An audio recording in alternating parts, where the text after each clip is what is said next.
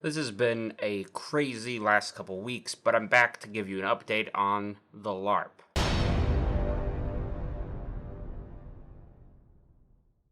Hey fellow Game Masters, welcome back to the RPG Daily. We'll get there. I'm Richard Quiner, and like I always say, this is where we're helping you build your world and master your game, and I'm doing one because it has been just insane. A lot of things have been going on, and I wanted to get a video out talking about the LARP experience I had because I think that was definitely the last video I put out. First off, the last couple weeks I did the LARP, then right after the LARP I went on a vacation. Me and my girlfriend, we went to Hawaii to, relax a little bit, and the whole time I was there I wanted to be doing something, but I wasn't, and I didn't, so I held off. I decided to vacation, but we got back the other day, and now I'm back and I'm ready to keep working. But I wanted to talk about the LARP. And this came up more. I decided to finally do this recap video because just the other day a picture finally turned up on the Facebook page of me in costume. So I wanted to get that. I wanted to have something to show you guys because at this LARP event, I can't be running around with cameras if I'm in character. So they have specific photographers that show up on the days of the event and run things. So where to start? As I mentioned in the last video, the LARP is called Twin Mask, and it's a Southern California based one. It takes place about an hour drive from my location in Los Angeles. But on Friday, when I was going to the event, I left around 2 p.m. Friday. I ended up getting to the location around 5:30. That's how bad traffic was. It was nasty. It was terrible traffic getting out of the city and getting to the location. Getting there at 5:30, I also discovered I had to find a location in the Tent City, as they call it, which is a spot on the opposite side of the Ren Fairground where the event is held, where everyone just kind of packs in a tent space. Like, they have a lot of space, and everyone just puts their tents up, and that's where you sleep. The one complaint I had about that is it wasn't clearly labeled. It was kind of weird. There was a section that was clearly Tent City because everyone was there. But then I also found out later there were other parts where you could go set up your tents that weren't as crowded. So next time I'm definitely going to one of those other parts to set up my tent so I'm not crowded and right in the middle of a big group of people where I can hear the neighbors snoring in the middle of the night, even though that wasn't the craziest thing that happened. Getting there at 5:30, getting the tent set up, and getting ready to go check in by 7 o'clock was kind of a whole thing. There was a lot going on. I had to go sign up, get my character sheet from the event organizers, go do a new player check-in kind of safety demonstration, which, lucky for me, I had gone through and I'd watched the safety video probably 4 or 5 times, so I knew how to do things safely, and so I didn't have to do a whole lot of the safety training. I did, however, or I was supposed to do an archery safety training, because I did have a bow and arrow and I was doing archery, but for that first night I didn't really have to do that. I just had to survive the intro to the game without using a bow and arrow. And they also told me if I had been shooting my bow and arrow in the area where we were doing the intro, I probably would have lost some arrows. So I decided not to do that, and I just stuck with the group and didn't try anything crazy. The game opens up with this concept that your characters are all dead from their previous life. So the first thing you do as a new player is you go and do a mod, which is, it's basically a little side quest. They call it a mod. You go off with a whole bunch of group of other new players, and you go to an area that's kind of, well, where I did it, it was kind of sandy. They called it the shoreline. This is not a shoreline location. This is in the middle of nowhere, but there is no beach nearby.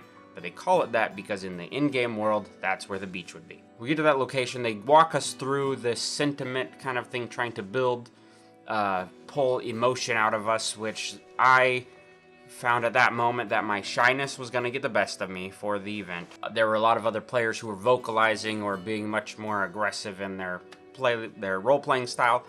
I'm a shy guy, like I mentioned, and I kind of just choked up. I didn't do much. I stayed stoic, is what we'll say.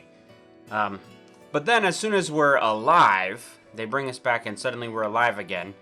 And then we get attacked by these creatures. They call them shades. They're people who were trying to come back to life but couldn't, and so they're mad that we got that opportunity to be back alive. And of course we get chased off the beach. Running into the nearest town, or kind of being led into the nearest town, we are greeted by some guards who, in our case, they just sauntered up all casual, knowing they were gonna go beat down these shades for a bunch of newbies. And then we ended up kind of finding a guy who decided to give us a small tour around the town that we were in, which led us into an attack from a bunch of other shades, which ended up with other people, new players, almost dying, which was quite something. That was pretty dramatic, especially when they were brand new, but here they are almost dead within the first hour of starting the game. They survived because there were plenty of people in town with healing abilities and stuff like that, so it wasn't really a danger. And then it became just kind of good luck. Do your thing. So of course I went and I found the tavern, the Golden Kilt as it's called. I found out that it's also the place where all the kestrels, which is the culture that my character came from, that's where they all congregate, and I immediately enjoyed hanging out at that spot. Probably too much, I would say. I drank a lot of black cherry and monster mixed up. That was their drink. But it was just a fun place, and I met quite a few, or I think I met pretty much every kestrel character came through that tavern at some point. I was able to go do my archery training after a little bit. I met one of the leaders. I guess there's a couple people who are kind of leaders of the kestrel community in the world. So I met all of them by the end of the night. And so it was a good time. It was a fun, interesting way to set up the evening. I stayed up that night probably until midnight, doing nothing. I was honestly too scared to get in a fight. I had my axe, but I also discovered that axe is unwieldy, so I'm not going to be using that in the future. It's just too heavy and too clunky to use. I prefer something much lighter, so I have found other weapons that I will show you before the next event, which unfortunately it's going to be like February when I get to go again. They do have a December meeting, but I can't do that one, so I have to wait till February. I decided to go to bed around midnight because I was really tired, and my boots that I had were not very comfortable. I discovered they would just hurt my feet. And then at 4 in the morning, I wake up to a witch burning. I'm talking straight out of Monty Python, but horrifying screams echoing from the town as they actually took somebody and were doing a witch burning. Of course, I didn't get out and go see it. That was 4 in the morning. I was tired. I was freezing cold. I was just trying to get some rest before the daytime, before the light came into my tent and woke me up. But it was horrific sounding, and I was kind of bummed I didn't actually stay up to participate in that. I was like, oh, great, I missed that cool thing. The next day came around, Saturday. Again, pretty uneventful. I got to meet the Archers Guild, which was really fun. I got to do a lot of arrow shooting there and participate. I gambled a little bit with one of the other guys in that group. He won some money off me, which, as I mentioned, that's part of my character, is just a bad gambler. That was a case where I put money on myself and it did not succeed. It did not go well. I spent a day. During the day, I located a real-life friend of mine, and we ended up finding another real-life friend of mine who was there, they've been playing a lot more than I have. One of them had been playing for years, and the other one just started at, like, the previous event, so they were a little more experienced, and so the more experienced player decided to, interact with me as the new character and my buddy, and we went around town, kind of just making a fuss.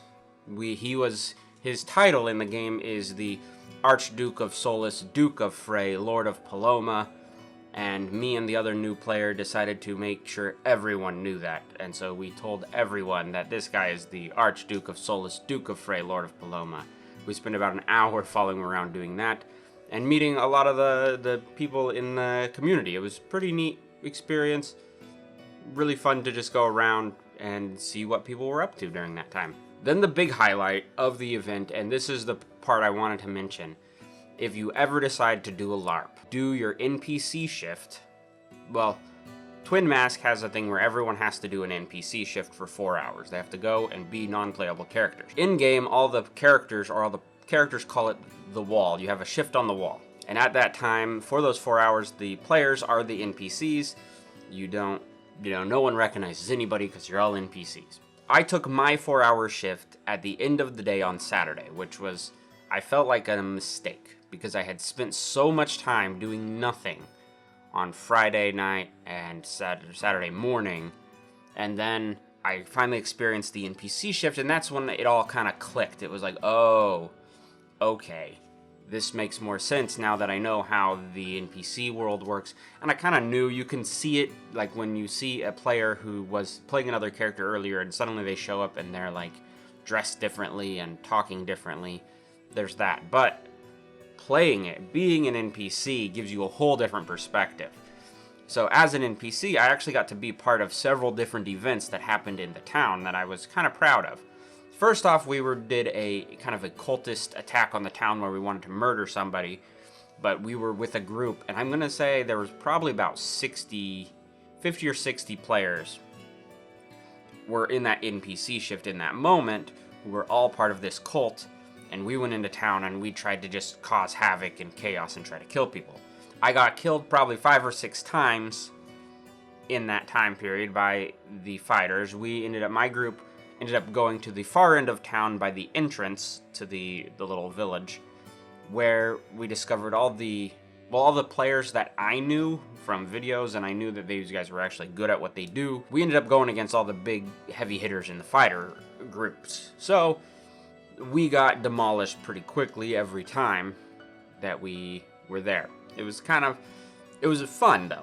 That was the point. It was a lot of fun just being cultists and, attacking people and fighting. And there was one time I got to go up against, we were attacking a group and there were 3 members of the Archers Guild inside this room, and they started firing arrows at us, which that was exhilarating for me. I was like, oh, I learned this skill earlier today, and now they're doing it at this NPC group, which was really fun.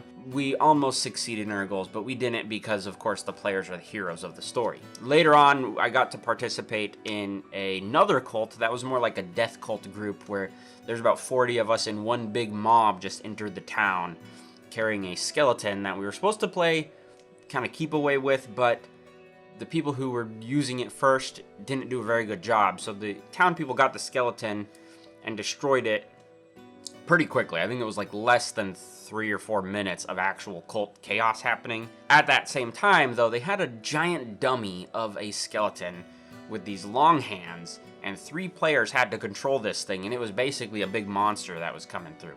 And that thing was beefy. They said it had 500 hit points, and most players can only do like 3 or 4, I'm going to say 2 to 5 damage per hit, so think of how long it would take to take that thing down. And this is a creature that can also kill someone in one hit, then pick up their body and tear apart their body at the same, in one go. So it's a whole big mess. But because the villagers because the town people, the players, got the skeleton early enough, they were able to destroy it, and thus destroy the big monster, and we as the cultists had to scatter. After that came the most fun part for me. I was assigned to...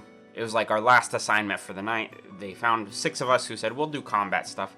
We were assigned to go in and be terrible bandits. So if the terrible bandits are out there and you guys see this from Saturday night, that was a good time. We basically went into town.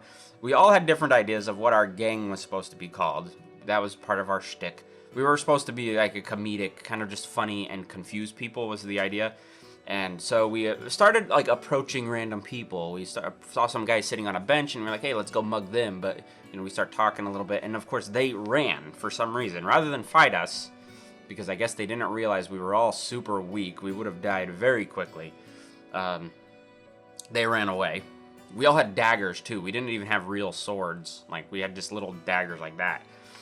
Then we found this other guy who looked like he was a monk. He had this big moon painted on his face. And we approached him and started talking to him a little bit, and then he ran away. And then we found some people who were sitting in a tea shop, and we approached them, and they almost jumped out the window of the tea shop to get away from us. I guess we were much more threatening and menacing than we thought. We thought we looked stupid, but people kept running away from us. And then the guards got involved. And the guards were aggressively cowing us, and as crappy bandits, we were not supposed to mess with that. So we would run away from the guards, and it became this kind of run and chase. Finally, eventually, we had this guy cornered in the far side. There's this part of the town called Murder Alley, and we found this guy who was walking into Murder Alley. We sidled up next to him, started a little conversation, and then we attacked him. One of the players hit him for 2, and then a 4 damage, and then he was able to hit back, and he hit with a 5, which killed the guy right away. I, being the coward of the group, decided to run, So I sprinted across the town, not screaming. I was running for my own life. You have to, think about that. You have to, as a bandit, you're not in it for the team, you're in it for yourself. So I ran. A couple of the players who were actually real characters at the time who were yelling. They were like, use your words, what's happening? What's happening? And I was like, nothing, everything's fine. Because I was not going to incriminate myself. Then I found out after a little bit, 3 of my gang got arrested. And they had to be escorted to the NPC station to report their arrest. Or so that it could be noted that they were arrested. And then another 2 were killed. And then I think there was... 1 was killed and then the other 3 survived. So there were like 3 survivors, 2 or 3 arrested, and 2 dead. So it was a pretty good... But it was a good time, and that's how we ended the night. And by then I was so tired. And I had to go record a podcast Sunday morning. So I decided then that I was going to head home and pack up my stuff. Because I had to drive back to LA, which at that time, at 2 in the morning, it was only an hour drive, which is great. But the camp was also setting up for this huge event that night, where they were going to take an airship to go assault some castle to try and get a book. And they had been going around all day getting people to sign up, getting, their names down, so they were going to be involved. And I had signed up, and then everyone was like, oh, it's a suicide mission. You're going to die. So I didn't go because I decided to come home instead.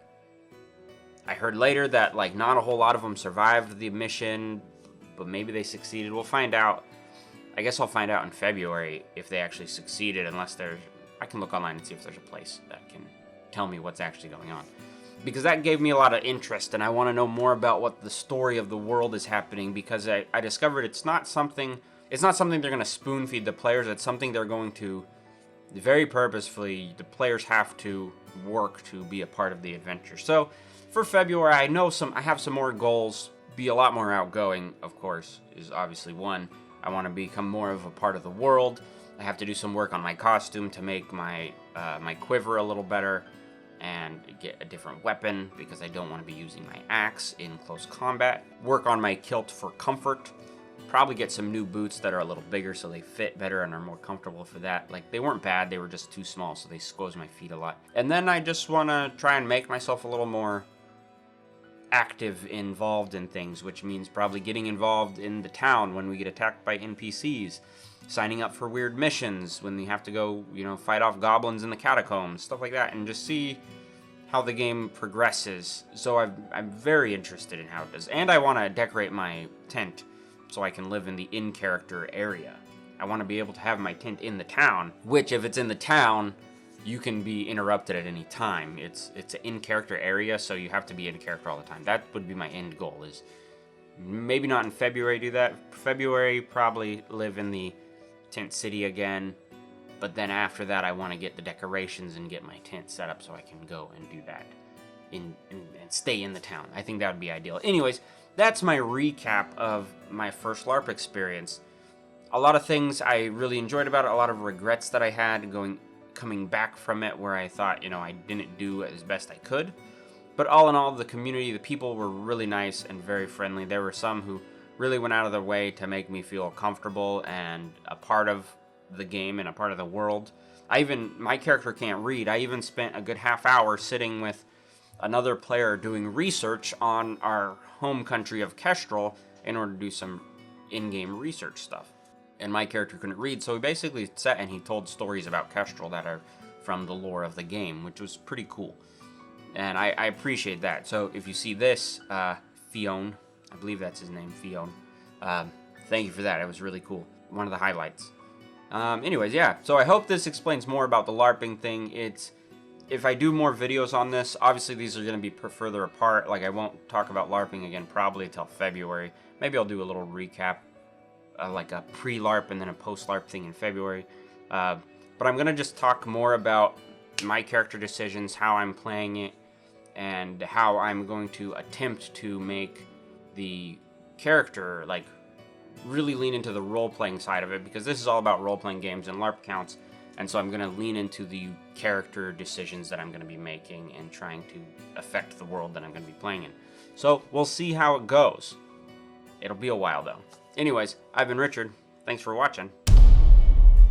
If you like what you see on the channel, remember to hit the subscribe button and the bell icon to get notified when I upload new videos. You can also click over here to see more videos in this playlist, or over here to see what YouTube suggests you watch from my channel.